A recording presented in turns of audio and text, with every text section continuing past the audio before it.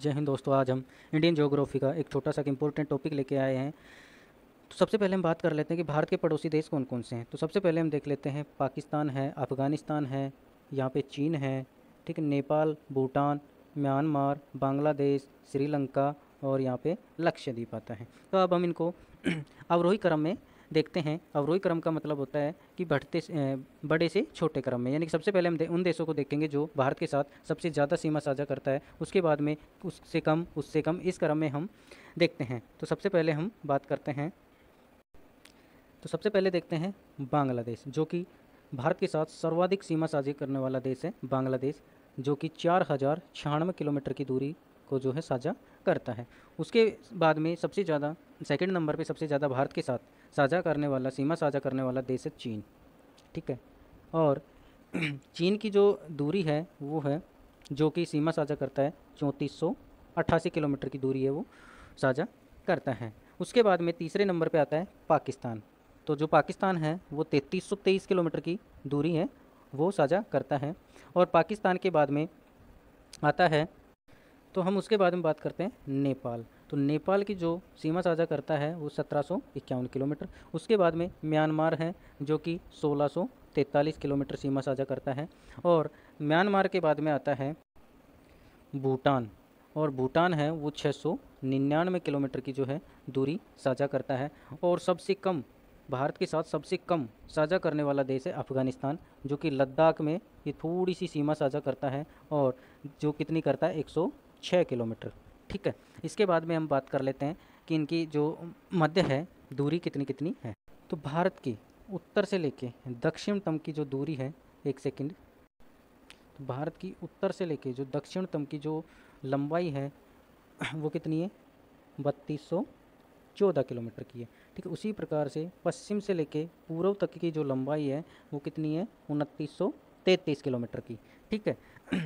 अब हम बात करते हैं कि जो उत्तरतम बिंदु है, भारत की जो उत्तरतम बिंदु है, यानी कि उत्तरी जो पोल है उसका क्या नाम है। तो जो उत्तरतम बिंदु है उसका नाम है, उत्तरी जो बिंदु है यानी कि उत्तर में जो लास्ट पॉइंट है उसका क्या नाम है, इंदिरा कोल। इंदिरा कोल है, ठीक है, इंदिरा कोल है, जो कि कौन से स्टेट में पड़ता है, लद्दाख में पड़ता है। किस में पड़ता है, लद्दाख में, ठीक है। उसके बाद में हम बात करते हैं दक्षिण में। तो जो दक्षिण है, तो यहाँ पे एक ध्यान देने योग्य बातें हैं कि अगर क्वेश्चन आए कि भारत की मुख्य भूमिका, अगर क्वेश्चन में आए कि मुख्य भूमिका दक्षिणतम जो बिंदु है वो कौन सा है, तो हमें क्या कहना है, कन्याकुमारी। कन्याकुमारी, या फिर क्या बोल सकते हैं, कैप कैमोरीन। कैप कैमोरीन, ठीक है, कैप कैमोरीन, जो कि कौन से स्टेट में पड़ता है, ये पड़ता है तमिलनाडु में, ठीक है। ये याद रखना है हमें। लेकिन अगर क्वेश्चन ये है कि इंडिया का या भारत का दक्षिणतम बिंदु कौन सा है, तो वो कौन सा हो जाएगा, इंदिरा पॉइंट हो जाएगा, जो कि अभी मैं आपको दिखा रहा हूँ कहाँ पे पड़ता है। तो वो पड़ जाता है अपना इंदिरा जो कोल है, जो कि अभी दिखा रहा हूँ। अगर क्वेश्चन पूछे तो वो अपना बिंदु कहाँ पे पड़ जाएगा, जो कि ये है बंगाल की खाड़ी। और बंगाल की खाड़ी में अंडमान निकोबार जो समूह है उसका जो यहाँ पे ये वाला जो बिंदु है इसका नाम है इंदिरा पॉइंट।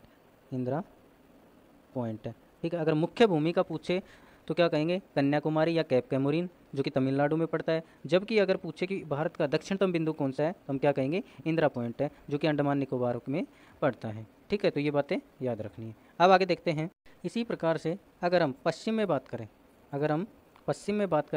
तो पश्चिम में जो बिंदु है उसका नाम है गौर माता, ठीक है, गौर माता है, जो कि कौन से स्टेट में पड़ता है, वो पड़ता है गुजरात में, ठीक है, गुजरात में पड़ता है। उसी प्रकार से हम बात करें एक उसी प्रकार से हम बात करें पूर्व में। अगर हम पूर्व में बात करें तो पूर्व के अंदर जो अरुणाचल प्रदेश है उसमें एक गांव है जिसका नाम है किबिथु। किबिथु है, जो कहाँ पे पड़ता है, अरुणाचल प्रदेश में, तो वो बिंदु है। तो ये हमने सारे तथ्य मोस्ट इम्पोर्टेंट देख लिए। अब हम बात करते हैं कि भारत की जो स्थिति किस आधार पे देखते हैं, कि अक्षांशों और देशांतरों के आधार पे। तो सबसे पहले हम देखते हैं कि जो भारत की जो दक्षिणतम जो रेखा है उसकी मुख्य भूमि की जो दक्षिणतम जो रेखा है जो यहाँ से गुजरती है, तो वो कौन सी डिग्री से गुजरती है, तो उस 8 डिग्री 4 मिनट उत्तरी अक्षांश नॉर्थ, ठीक है, उत्तरी अक्षांश से जाती है। और उत्तर में, बाहर के जो उत्तर में जो अक्षांश रेखा जाती है वो जाती है 37 डिग्री 6 मिनट, जो कहाँ से गुजरती है, इंदिरा कोल से, जो कि लद्दाख के अंदर पड़ता है। और जो 8 डिग्री 4 मिनट जो उत्तरी रेखा है वो कन्याकुमारी या कैप कैमोरिन से जाती है, जो कि तमिलनाडु में पड़ता है। उसी प्रकार से अगर हम देशांतर रेखाओं की बात करें तो जो खड़ी रेखाएं होती है उसको देशांतर रेखा कहते हैं। और ये जो देशांतर रेखाएं हैं, ठीक है, एक मिनट, ये जो देशांतर रेखा है, ठीक है, यहाँ पे जो पॉइंट है जहाँ पे भारत को टच करती हैं, तो वहाँ पे इस डिग्री का जो है 68 डिग्री 7 मिनट।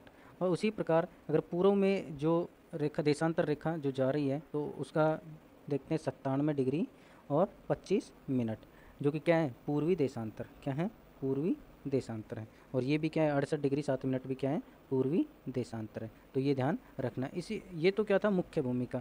लेकिन दक्षिण में एक अपना जो अंडमान निकोबार द्वीप समूह है, उसमें भी एक जो है अक्षांश रेखाएं हैं वो गुजरती है। और उस अक्षांश रेखा को हम, यहाँ से जो अक्षांश रेखा गुजरेगी उसका अगर हम देखें तो 6 डिग्री 4 मिनट होता है, ठीक है, जो कि क्या है, ये भी उत्तरी अक्षांश है, ठीक है, उत्तरी अक्षांश, न कि पूर्वी या पश्चिमी अक्षांश। ये भी क्या होता है, उत्तरी अक्षांश होता है। अब हम इससे रिलेटेड कुछ और अन्य फैक्ट देख लेते हैं। तो सबसे पहले हम देखते हैं कि भारत का क्षेत्रफल। तो अगर भारत के क्षेत्रफल की बात करें तो भारत का क्षेत्रफल है 32,87,263 किलोमीटर स्क्वायर है, ठीक है। तो ये क्या भारत का क्षेत्रफल है, जो कि हमें याद रखना है। अगर हम बात देखें कि विश्व के क्षेत्रफल के अकॉर्डिंग हम भारत का अगर क्षेत्रफल देखें, यानी कि विश्व के क्षेत्रफल का 2.4% ही जो है वो भारत का क्षेत्रफल है, ठीक है। तो हम अन्य, यानी कि जो क्षेत्रफल की दृष्टि से भारत विश्व में सबसे बड़े देश हैं उनके बारे में देख लेते हैं। तो सबसे जो बड़ा देश है वो है रूस, ठीक है, जो कि भारत में क्षेत्रफल की दृष्टि से सबसे बड़ा देश है रूस, पहले नंबर पर। दूसरे नंबर पर आता है कनाडा, ठीक है। तीसरे नंबर पे आता है चीन, सॉरी, तीसरे नंबर पर आता है अमेरिका। और चौथे नंबर पर आता है चीन, ठीक है, चौथे नंबर पे चीन। और पाँचवें नंबर पे आता है ब्राज़ील। और छठे नंबर पे आता है ऑस्ट्रेलिया। और सातवें नंबर पे आता है अपना भारत, ठीक है। तो ये याद रखना है। कुछ और इम्पोर्टेंट फैक्ट देख लेते हैं कि जो भारत की जो जनसंख्या है, भारत की जो जनसंख्या है वो कितनी है, 121 करोड़ है, जो कि 2011 की जनगणना के अकॉर्डिंग है। उसके बाद में 2021 में जो जनगणना होगी, नया आंकड़ा तब आएगा। यह जो भारत की जो जनगणना 121 करोड़ है, ये विश्व की कुल जो जनसंख्या है उसका 17.5% है, ठीक है। तो ये चीज़ें याद रखनी है। आगे हम बात करें कि ग्लोब पर, अगर हम भारत की ग्लोब पर, ये जो अपने पास ये ग्लोब है, इस पर अगर अवस्थिति की बात करें, तो ग्लोब पर जो अवस्थिति की बात करें तो जो भारत है वो उत्तरी गोलार्ध में अवस्थित है, जो कि कहाँ पे है, उत्तरी पूर्वी गोलार्ध में। अगर पूरा नाम देखें तो उत्तरी पूर्वी गोलार्ध में, ठीक है, गोलार्ध में अवस्थित है। और ये जो है वो एशिया महाद्वीप में स्थित है, ठीक है। और इम्पोर्टेंट कुछ बातें देख लेते हैं। तो भारत की जो स्थलीय सीमा की बात करें, जो भारत है उसकी स्थलीय यदि सीमा की बात करें हम, तो वो जो स्थलीय सीमा है वह 15,106.7, देखिए 15,106.7 किलोमीटर, जो कि क्या है, भारत की कुल स्थलीय सीमा है। तो स्थलीय सीमा कौन सी है, ये वाली, ठीक है, अभी दिखाते हैं, एक मिनट। तो ये जो सीमा है गुजरात से लेके ये जो सीमा है, ठीक है, तो ये कौन सी है, स्थलीय सीमा है, ठीक है। तो ये जो सीमा है ये कौन सी है, स्थलीय सीमा है। यहाँ तक ये जो सीमा है ये क्या है, स्थलीय है, ये जो सीमा, ठीक है। तो ये कौन सी है, स्थलीय सीमा है। तो इनकी कुल लंबाई कितनी है, 15,106.7 किलोमीटर, ठीक है। अगर भारत की तटीय सीमा की बात करें, तटीय सीमा अर्थात जलीय सीमा, तो ये जो सीमा है,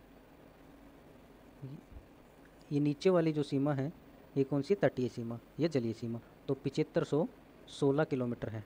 ठीक है, अब हम कुछ अन्य और जानकारी प्राप्त कर लेते हैं, कुछ अन्य जानकारी देख लेते हैं। तो भारत की जो विदेशी सीमा से संबंधित जो राज्य है वो कितने, 17 है। तो ये जो भी राज्य हैं ये, तो इस प्रकार से जो भी विदेशी सीमा से संबंध रखते हैं तो टोटल संख्या कितनी है, 17 है।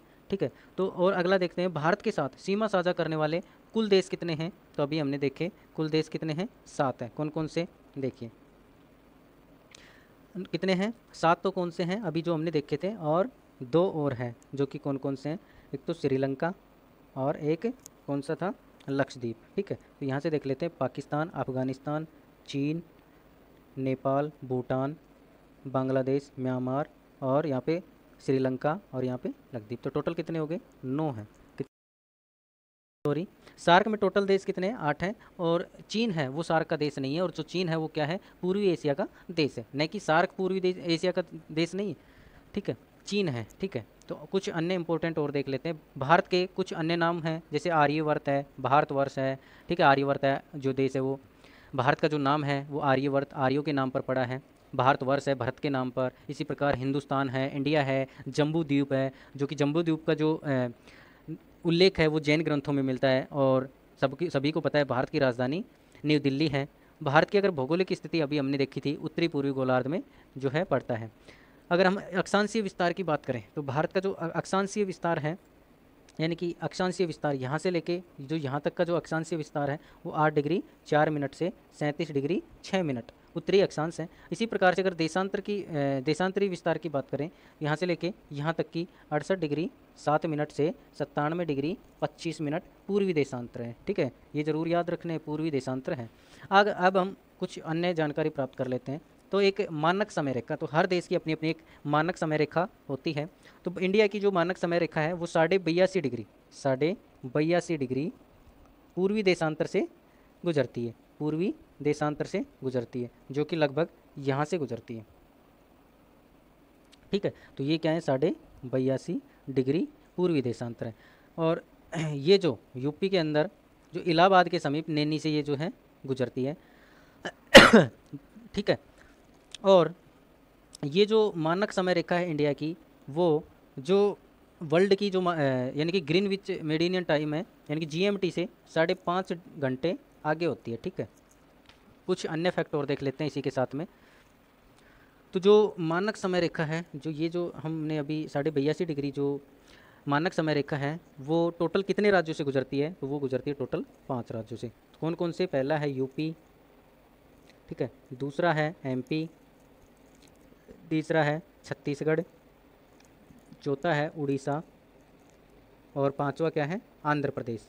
क्या है, आंध्र प्रदेश। ठीक है, तो इन 5 राज्यों से होकर 82.5 डिग्री जो मानक समय रेखा है वो गुजरती है। अब हम बात कर लेते हैं कर्क रेखा की। कर्क रेखा की। तो देखिए, तो जो कर्क रेखा है वो कर्क रेखा है इस तरीके से गुजरती है, यानी कि 23.5 डिग्री उत्तरी अक्षांश से गुजरती है, जो कि कुल 8 राज्यों से गुजरती है। इन 8 राज्यों को हम देख लेते हैं। तो सबसे पहले गुजरात, ठीक है, फिर यहाँ पे राजस्थान का हिस्सा, फिर मध्य प्रदेश, फिर छत्तीसगढ़, फिर झारखंड, फिर पश्चिमी बंगाल, फिर त्रिपुरा और मिजोरम। इन 8 राज्यों से होकर जो है 23.5 डिग्री यानी कर्क रेखा गुजरती है।